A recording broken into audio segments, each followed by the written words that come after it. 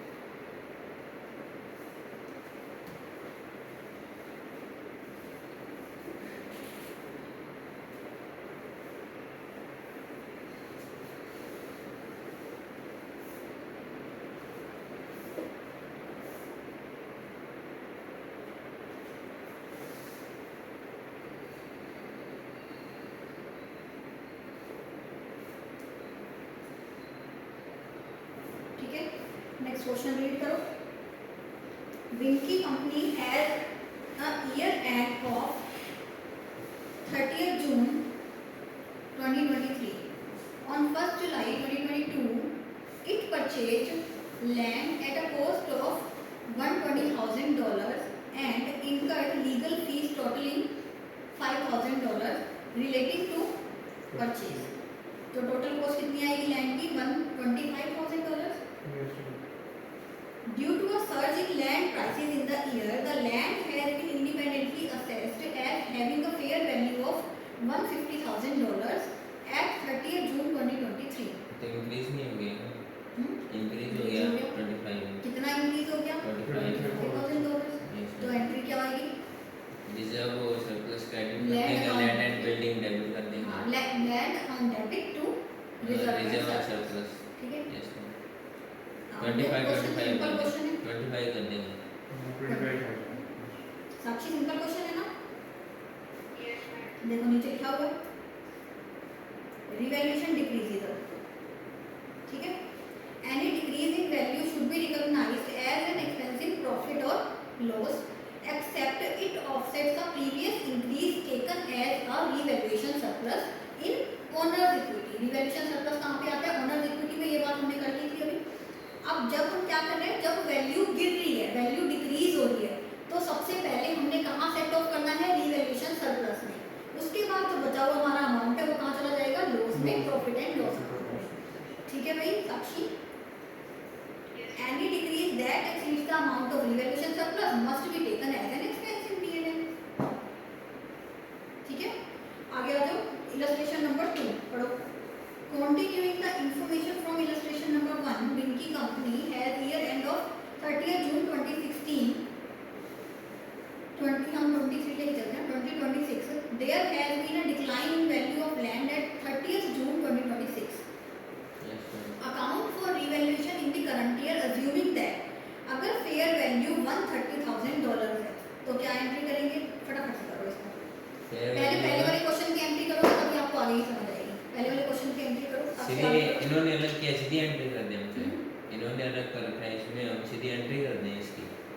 हाँ, क्योंकि ये तुम्हें कोई लिखना सीखना नहीं है ना अभी इसको। वैसे तो तुम्हें ऐसे ही लिखना पड़ेगा, क्योंकि डेबिट क्रेडिट वाली लैंग्वेज जो है वो इंडिया में चलती है। और मैं तुम्हें इसलिए करा रही हूँ क्योंकि तुमने इंडियन स्टडीज ही करी हुई है, तुम्हें इजीली समझ आएगा। ठीक है? बाकी हम वहाँ पे डेबिट लिखेंगे, आगे लिखेंगे डेबिट अदर कॉम्प्रिहेंसिव इनकम या debit revaluation surplus credit land करेंगे हम।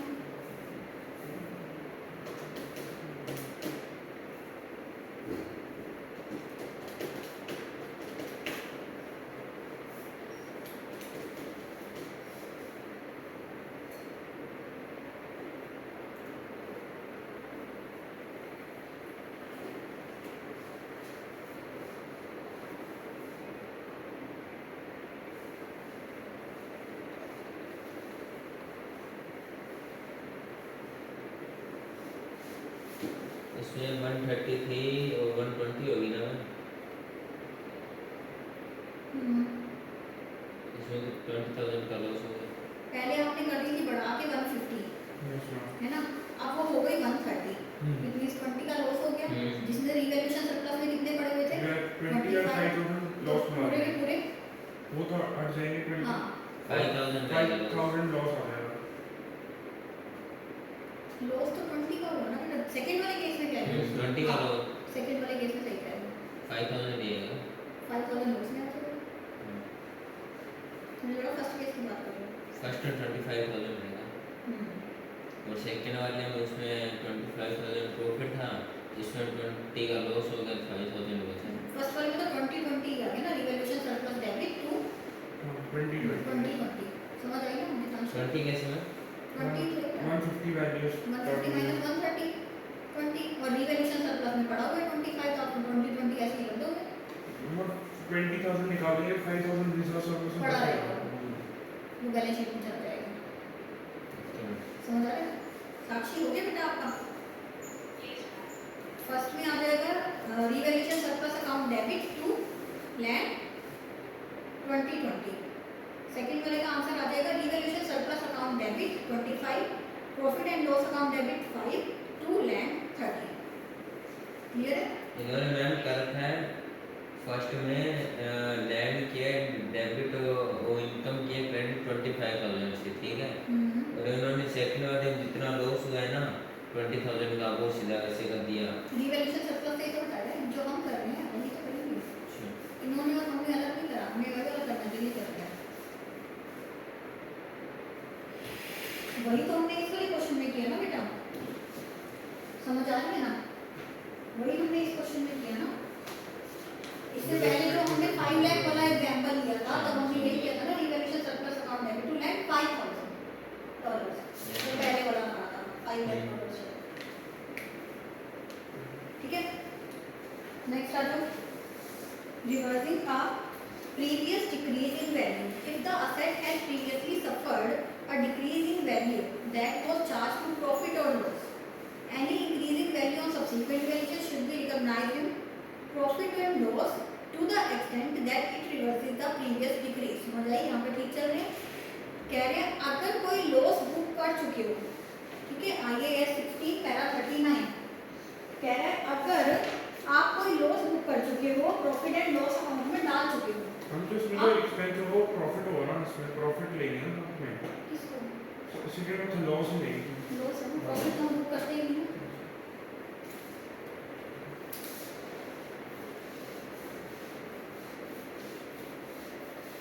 IAS 16 पैरा 39 क्या कहता है कि अगर हमने कुछ लॉस बुक कर दिया,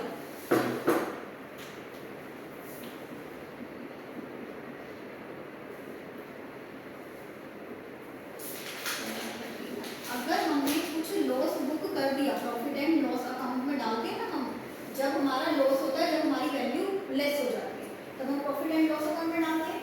तो अगर हमने कुछ लॉस बुक कर दिया और अगले साल या 2 साल बाद कभी हमें लगता है कि अब हम इसकी वैल्यू इंक्रीज करना चाहते हैं, तो सबसे पहले कैसे इंक्रीज करेंगे? जितना हमने लॉस बुक करा था उसको प्रॉफिट में डालेंगे, मतलब उस लॉस को खत्म करेंगे और बाकी रिवैल्यूएशन सरप्लस में डालेंगे। बात समझ आई?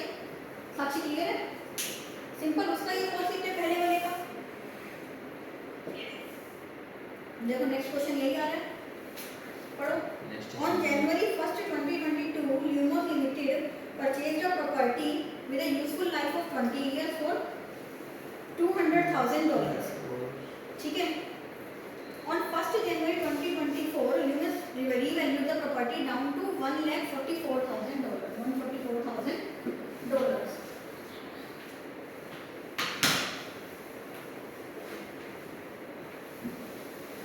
ठीक है, तो एंट्री क्या करें हमने फर्स्ट उसकी? लॉस हुआ इसको कितना लॉस हुआ है? 6,000, हाँ तो 56,000।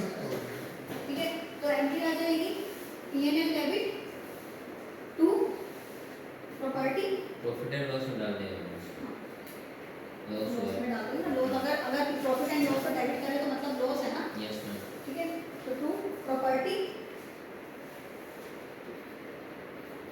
कितना आ जाएगा? 56,000 डॉलर, 1000 है ना। Yes ma'am. फिर हमारा आता है on 1st January 2025 they revalue the property to $250,000। Profit हो 1,44,000 से $144,000 से कितना कर दिया? 250,000 50 प्लस 56 $106,000 $106,000 है ना, $106,000। अब हमारा लॉस कितना बुक हो चुका है? $56,000। सबसे पहले उसको खत्म करें टू P&L $56,000, ठीक है। टू रिवैल्यूएशन सरप्लस कितना आ जाएगा? $50,000। बात समझ आई? टोटल 106 है। Yes ma'am. तो प्रॉपर्टी की वैल्यू को कितने से इंक्रीज करना है? $106,000 से। क्लियर है?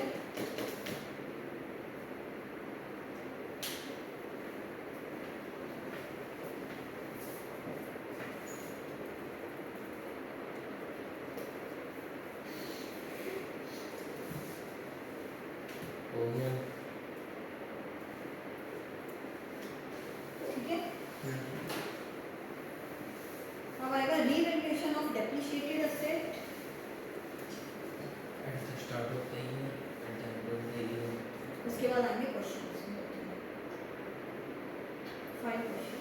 तो फिर हमारी क्लास में से दिवाली के बाद ही होगी। अब कब होगी फिर क्लास? मंडे ही हो सकती है। मंडे छुट्टी है, किस चीज़ की? दिवाली।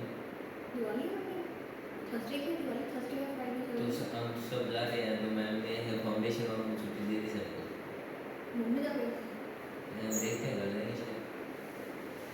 देखो अवेलेबल हुए तो ऑनलाइन ले लेंगे, नहीं हुए तो एक सकते आप दिवाली को। यहाँ तो छुट्टी है।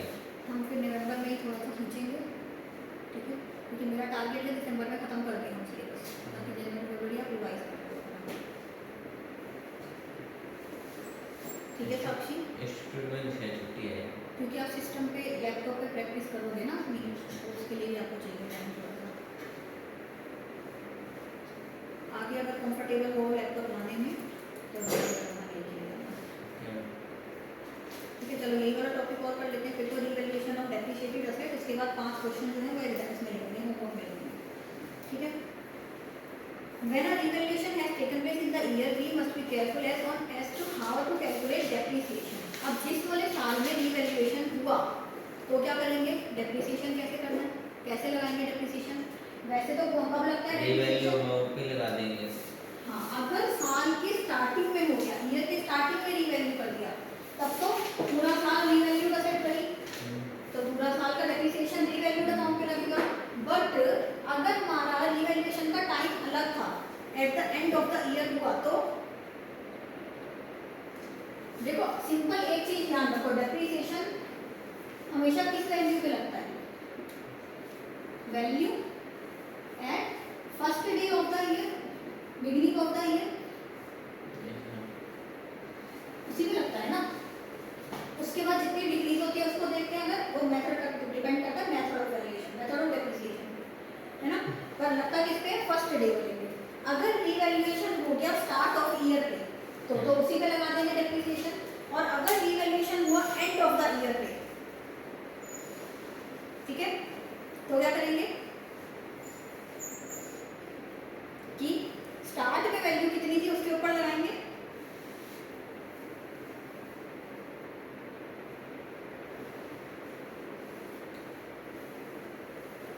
ठीक है।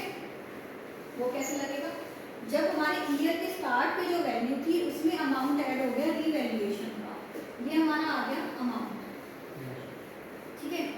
अब हमने कब किस पे लगाया, हमने एंड ऑफ द ईयर पे, इसका मतलब हमारे मिड ऑफ द ईयर में जो जो चीजें हुई थी इन द ईयर, जो जो चीजें हुई थी सब कुछ इसमें एडलेस हो रखा है, उसके बाद जो यहाँ पे हमारी टोटल वैल्यू आई उसके ऊपर रिवैल्यूएशन किया गया, ठीक है। तो हमारी असेट की वैल्यू ये बची।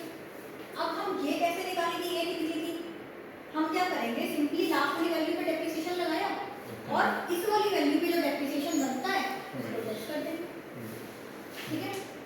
फिर हमारा आता है रिवैल्यूएशन किया गया मिडवे थ्रू द ईयर, मतलब ईयर के मिड में कर दिया, तो क्या करेंगे, प्रोराटा लगा देंगे। प्रोराटा का मतलब समझते हो, जितने टाइम तक वैल्यू हमारी, जितने टाइम तक हमारी कौन सी वैल्यू रही, जो रिवैल्यू नहीं हुआ, जितने महीनों तक उस पर उतना लगा देंगे, और जितने महीने बाद रिवैल्यूएशन हो गया उतने महीनों का डेप्रिसिएशन रिवैल्यू अकाउंट में लगा देंगे।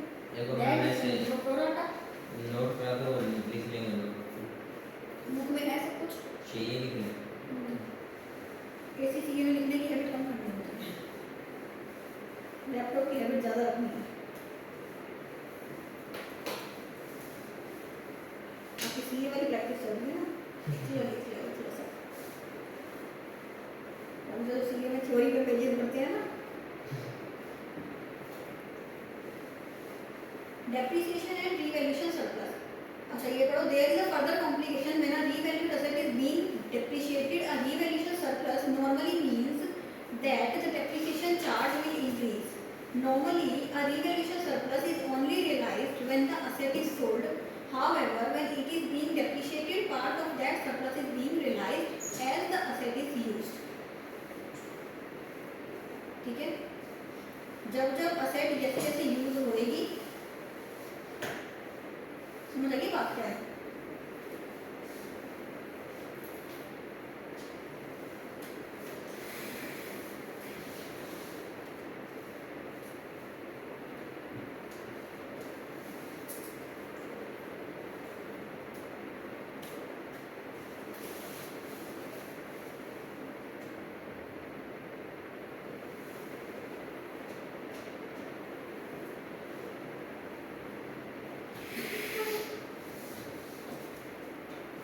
हमने क्या बोला, जब हमारा रीवैल्यू हुआ, ठीक है, 20 लाख की असेट को हमने रीवैल्यू करके 25 लाख करा, ठीक है।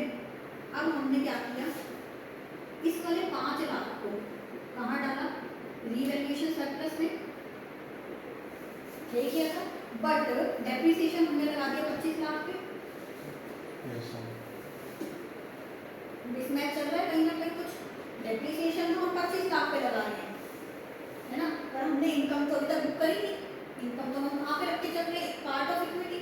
अब जब हम इसको सेल करेंगे असेट को, ठीक है, तो क्या पूरा का पूरा रिवैल्यूएशन सरप्लस को क्या कर देंगे, इनकम बना देंगे? नहीं, जितना डेप्रिशिएट हो चुका उसका पार्ट डेप्रिशिएट करेंगे, है ना, उसको पूरे को बुक नहीं करेंगे, तो उस वाले डेप्रिसिएशन को भी यहाँ से लेस करेंगे। बात समझ आई? यही वाली बात कहना चाह रही हूँ। जब हम अभी एग्जांपल करेंगे तो आपको समझ आएगा। देखो, transfer of revaluation surplus to retained earnings. Next पढ़ो जरा example. If an asset is revalued from $100,000 to $140,000 and has remaining useful life of 40 years at that date, the revaluation surplus of $40,000 is recognized. The revaluation surplus can be transferred to retained earnings over the remaining useful life to represent the depreciation difference as a result of asset being revalued. एक काम करो, yes ma'am. आप लोग ना मैं आपको question बताती हूँ कौन कौन से करके आने हैं। Activity number 3,